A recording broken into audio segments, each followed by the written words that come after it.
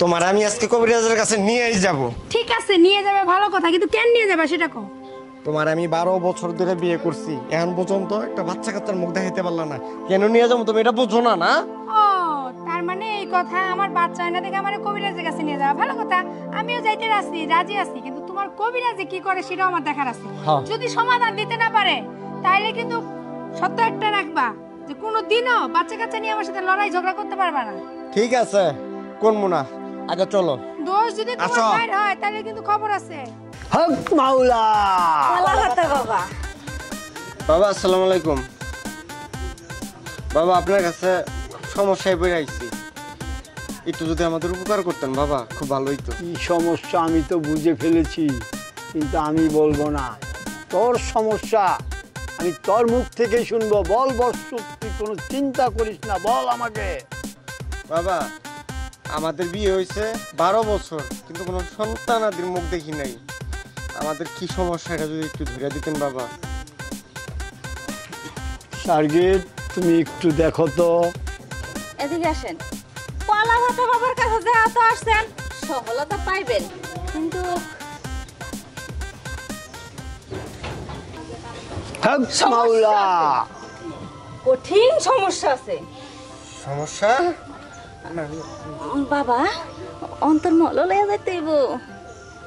যা ভালো করে বুঝিয়ে শুনিয়ে দিস, যাতে কোনো সমস্যা না থাকে। না বাবা কোনো সমস্যা হইব না। হ্যাঁ যা, আমি জানি তুই পারবি, আমার দোয়া তোর সাথে আছে। হক মাওলা। ইল্লাল্লাহ।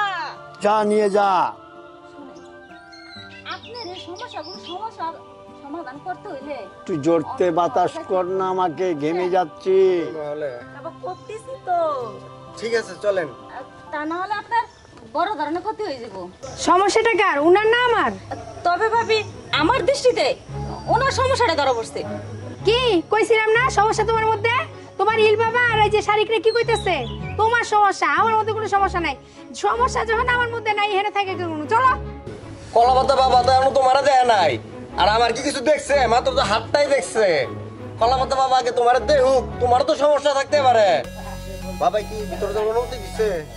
হ্যাঁ শুনো বৎস, তুমি সমস্যা আছে তোমার, কিন্তু তোমার সমস্যা অবশ্যই সমাধান হয়ে যাবে।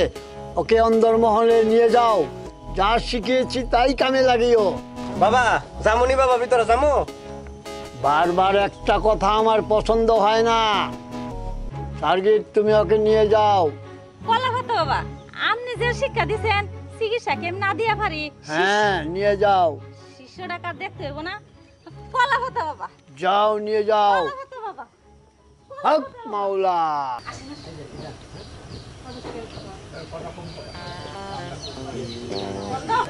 তুমি আমার কাছে এসে বসো। তোমারও দেখছি অনেক সমস্যা আছে, অনেক সমস্যা। কি সমস্যা সেটা কোন? তুমি এত জোর গলায় কথা কেন বলছো? শান্তভাবে কথা বলো। বাবা আমার কি সমস্যা সেটা খুলে কোন তো। তোমার হাতটা দাও আমাকে। তোমার হাতের রেখা ভালো না, তোমার অনেক সমস্যা। তোমাকে আমার সাথে অন্দরমহলে যেতে হবে, তোমার সমস্যার সমাধান হবে।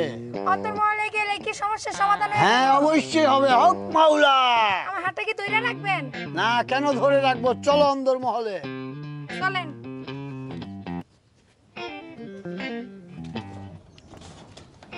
বাবার লগে ভালো ব্যবহার করেন। আয় বেরো, বেরো কইতাছি।